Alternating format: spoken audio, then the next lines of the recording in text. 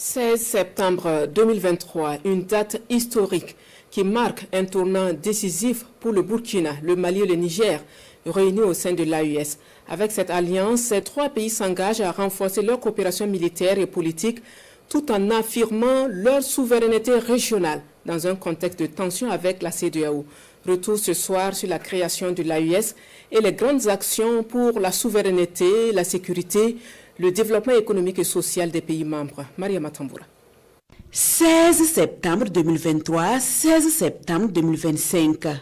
Il y a 2 ans, le Mali, le Niger et le Burkina Faso, sous le leadership de leur chef d'État, le général d'armée Assimi Goïta, le général d'armée Abdourahmane Tchani et le capitaine Ibrahim Traoré créent l'Alliance des États du Sahel. Un symbole fort d'une souveraineté en marche. Les trois pays tracent ainsi leur propre chemin. La charte du Liptako Gourma instituant l'AES comporte 17 articles. Son objectif principal est d'établir une architecture de défense collective et d'assistance mutuelle.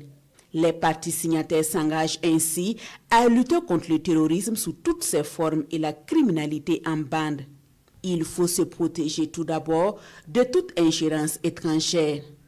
Et c'est ainsi que le dimanche 28 janvier 2024, les pays membres de l'AES que sont le Burkina Faso, le Mali et le Niger annoncent par un communiqué lu au journal de 13h des 3 chaînes de télévision d'État leur retrait avec effet immédiat de la CEDEAO.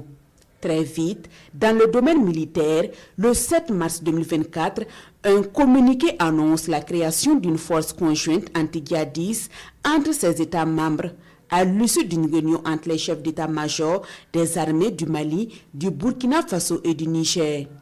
Au-delà de la lutte contre le terrorisme, l'AES va rapidement élargir ses ambitions. Le 6 juillet 2024, la création d'une confédération politique et économique a marqué un tournant décisif. Une confédération fondée sur les principes de respect de la souveraineté et de l'intégrité territoriale des États, la non-agression entre les États confédérés, l'interdiction de toute mesure coercitive, la solidarité, la sauvegarde et la défense des intérêts des populations. Dès septembre 2024, une série d'annonces marquantes qui définissent la feuille de route de l'AES pour les prochaines années est faite par le général d'armée Assimi Goïta, président en exercice de la Confédération des États du Sahel. Parmi les annonces phares, la création en cours d'une banque d'investissement et d'un fonds de stabilisation pour soutenir les économies des pays membres de la Confédération AES est mise en avant. Ces initiatives visent à renforcer la résilience économique des États sahéliens face aux défis multiples, notamment sécuritaires, climatiques et sociaux. Pour renforcer la communication et promouvoir les actions de l'Alliance, une chaîne d'information dédiée à l'AES sera prochainement lancée.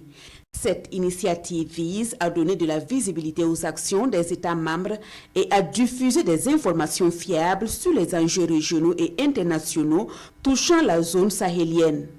En attendant le lancement de cette chaîne, les 3 médias d'État, l'ORTM, la RTN et la RTB se partagent l'actualité en télé comme en radio à travers la page AES. Une autre action majeure, la mise en circulation depuis le 29 janvier 2025 du passeport biométrique de l'AES, un symbole fort de l'intégration régionale. Ce document, qui facilite la libre circulation des citoyens au sein de la Confédération, favorise du même coup les échanges économiques. La souveraineté s'affirme également par les symboles. Tout commence par l'adoption du logo de la Confédération en février 2025. L'AES disposera également d'un drapeau et d'une devise. Un espace, un peuple, un destin. Le lundi 9 juin 2025, l'hymne de l'AES appelé la Confédérale ou encore Sahel Benkan retentit officiellement et le drapeau de l'AES hissé à Ouagadougou, à Niamey et à Bamako.